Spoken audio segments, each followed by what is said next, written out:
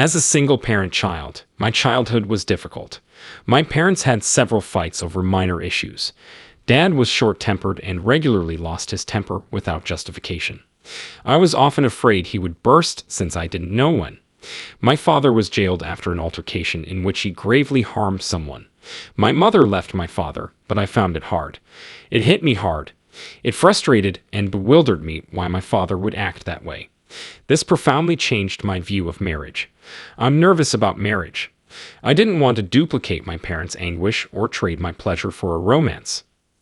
I had my first boyfriend in college. I was initially wary of him, but his genuineness and tenacity won me over. This period strengthened our connection as we endured much. Never before have I loved my boyfriend so deeply. He's considerate. We share interests and ideas. I hope we live together in the future. Sincerity and understanding, I think our connection will last. I accidentally discovered my boyfriend's cheating in our third year. I found a random woman's SMS on my boyfriend's phone as he showered that night. The conversation log revealed their longtime relationship. This devastated my heart and felt like my universe had collapsed. I was astonished and disgusted and couldn't understand why he cheated. I wanted to find and correct him. He was calm when I told him, as if he wasn't guilty. Finally, he proposed breaking up. My heart wrenched as he informed me this decision. I wanted to stop things because I couldn't trust him and couldn't take his hurt. More I thought about it after my lover departed, the sadder I grew. I drank half a bottle of rum after taking a box of sleeping pills. I was gloomy and unstable. My mom noticed my strange mood when she arrived home from work since I was weeping and having tantrums. Mom made an emergency call out of anxiety. She lay me on the bed to calm my mood and breathing. Later, I was brought to the hospital. Before hospitalization, I was unconscious. I woke up in a hospital bed lit by fluorescent lights. White-clad doctor appeared. The computer's top information was his focus. I saw my body on the right. My body was no longer that of a healthy young man, which startled me. Breathing was tough due to my light complexion. I felt lifeless and hollow. I was afraid and helpless, not knowing if I could heal. I emerged in darkness. I sensed an invisible force pulling my soul in a certain path. I saw nothing but pitch blackness. I felt infinite terror and tyranny as I was forced forward. I felt dreadful, as if something terrible was about to happen. Big door loomed in front of me. The door's flaming red stones created significant energy fluctuations. Two towering, dark monsters with wings and sharp claws stood by the door, their eyes appearing wicked.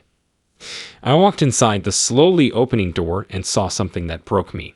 I was in hell, an unimaginable place. Fire surrounded me, and the air smelled horrible and scorched. Cruel and evil-eyed, dark beasts were everywhere. My soul felt chained and unable to move. I shouted in anguish, but the animals ignored me. Business continued. Helpless, I fell to the ground, my shouts dissolving into an endless agony. Fear became despair as I felt stuck in this dark realm I could no longer leave. I tried to escape, but I always felt the same. I felt like many hands were pulling me into the abyss. I saw indistinct shapes twisting and distorting in the darkness. The smell was stifling, like death. Hell was agony. I witnessed sinners tortured and burnt in the fire, and their anguish was terrible. My soul was ruined, but I persisted. Calling on God was my final hope in hell. A blue light flashed while praying. I saw a light pillar fall. A voice said, "It's okay, I'll save you." Saw an angel. "Angel, we don't have time. We must go quickly." They took me to the light pillar. I closed my eyes because the light and movement made me uncomfortable. I occasionally opened my eyes out of curiosity. A large stair appeared when I opened my eyes. I noticed an old man heading up the stairs with a cat. Gate at stairwell end. I knew that was heaven's entrance. Many people were gathered at the gate to heaven. Most wore white with big smiles and looked pleased. I saw them hugging and blessing. They waited for a signal to enter the eternal world through the gates of heaven. I knew this was home.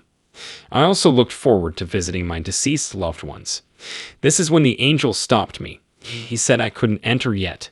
He then took me to a lovely lake. Lake water was clear. A tree-covered island was in the lake. Flowers along the water had a subtle scent. Many benches were under the trees. I relaxed when the breeze brushed my cheeks. I saw a 40-year-old man in a robe and an angel with wings to his right. I recognized him as Jesus. Angel asked, "Why are you here?" I told them the world wasn't fair and I didn't want to be there. Angel looked at me. "Who said this world is fair? Each person chooses their experience. You have time. Go back." Refused his request. I wanted to stay. Jesus' kind, gentle gaze seemed to see my heart. He answered, "I understand. I feel your agony, but you must leave. You're not ready yet. Your quest is unfinished. You must return." He calmed me with his voice. I replied, "I'll return, but I don't know how to face my attacker. No idea what to do." Christ smiled and said, "Learn to forgive and love." We must forgive others' mistakes because no one is flawless. The task is difficult, but necessary. Help and assistance will be provided. Jesus told me that paradise is a safe place where souls will be perfectly cared for. Each person's place in paradise depends on their earthly actions. Jesus also taught me about his agreement with God as God's spokesperson. This covenant about life's ultimate significance must be fulfilled. Although it was difficult, Jesus had to do it because God felt he could help souls. I must face challenges to grow and improve. I cannot avoid my life's trials and duties. I must confront and resolve them. I told Jesus going back is bad for me. Don't watch me be injured. Please guard me. If I went back, I wanted him to handle it. Looked at me, my kid, I cannot hurt others. Only the hurting can be healed. Jesus asked, "Do you know why I saved you from hell?" I didn't know the answer, but I knew Jesus sent the angel to save me. I understood then that Jesus had always supported me. His remarks made me realize the actual purpose of life. He grinned and nodded at me. I needed to return to earth to finish my journey.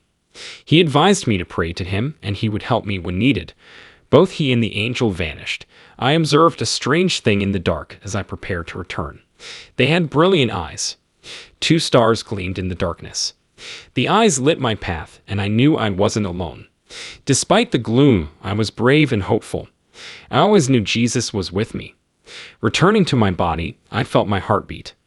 When I returned, I was confused and afraid since I didn't understand this event. I felt lost and alone because my mother didn't believe my account. I knew what I was going through and thought God was always watching over me and would aid me. This relationship damaged me deeply, but I knew I had to change. God restored my faith in love and marriage once my inner wounds healed.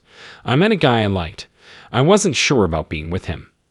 I acknowledged his feelings for me once he confessed. We married soon. We had our first child soon after. I was grateful to God for giving me the joy of motherhood. Our second child arrived in 2012. Though I didn't believe in God, he watched over me. He helped me overcome challenges and heal my wounds. I'm grateful to God and this experience for shaping me